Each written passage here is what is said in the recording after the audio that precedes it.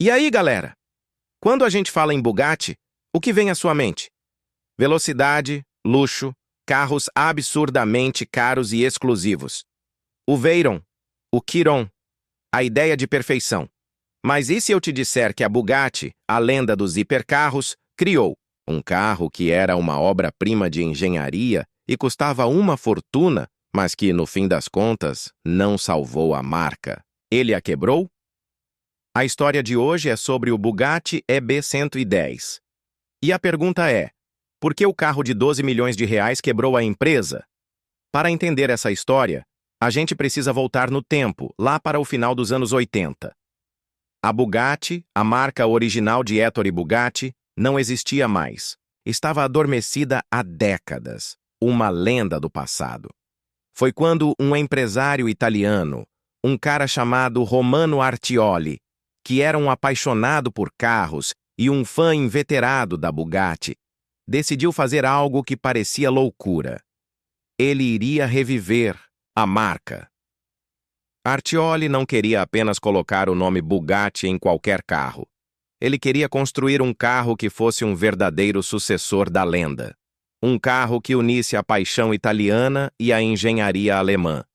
E ele não economizou esforços. Ele construiu uma fábrica nova em Campo Galliano, na Itália, um lugar que foi apelidado de Fábrica Azul por causa da cor da Bugatti.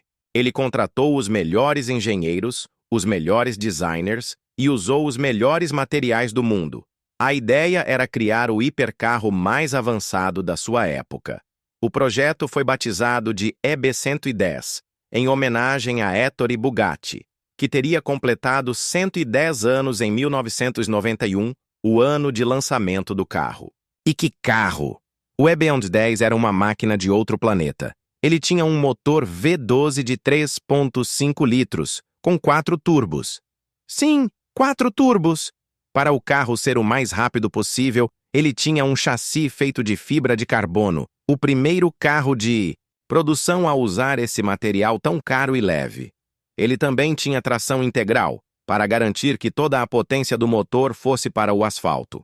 Era um carro que fazia de 0 a 100 km/h em cerca de 3,4 segundos e alcançava mais de 350 km/h.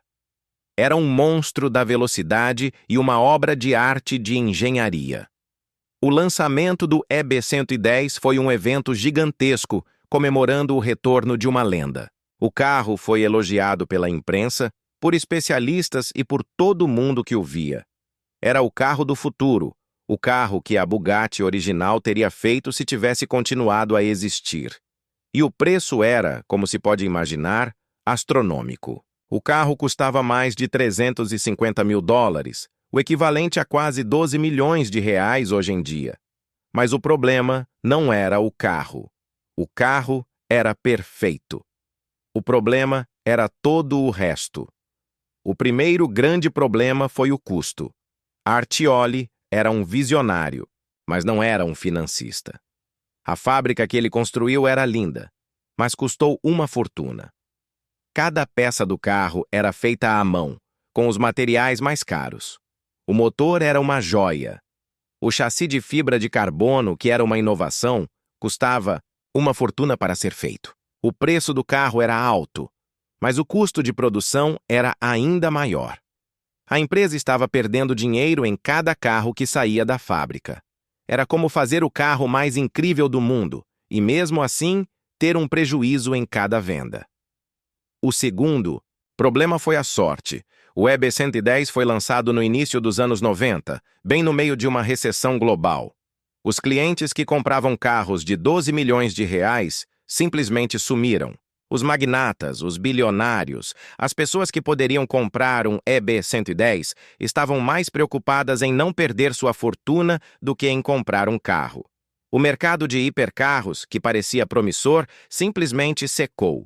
E, para piorar, a concorrência estava chegando. A McLaren, com o McLaren F1, estava lançando um carro que era ainda mais rápido, ainda mais lendário, e que ofuscou um pouco o brilho do EB110. O terceiro problema foi a gestão. Artioli, em sua paixão, tomou algumas decisões questionáveis.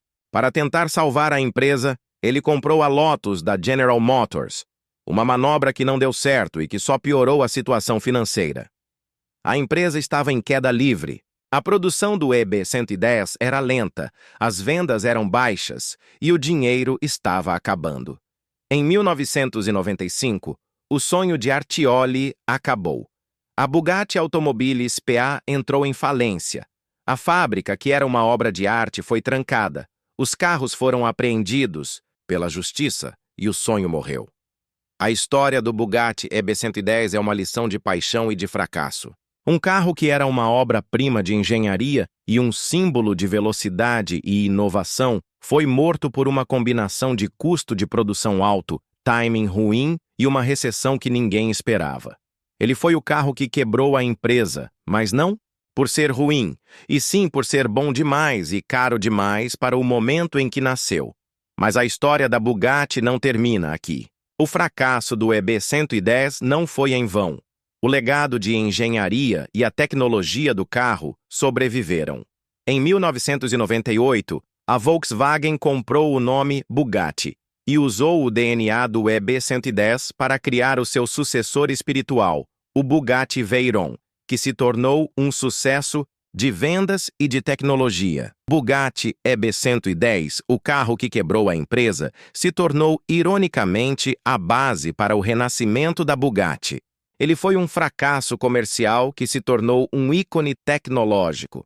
Um carro que foi bom demais para ser verdade e que nos ensina que, às vezes, a paixão pode ser mais forte do que a razão, e o que parece um fracasso hoje pode ser a base para um sucesso amanhã. E você, acha que o Bugatti EB110 merecia um destino melhor? Você acha que a Bugatti de hoje deve tudo ao fracasso do EB110? Deixe a sua opinião nos comentários.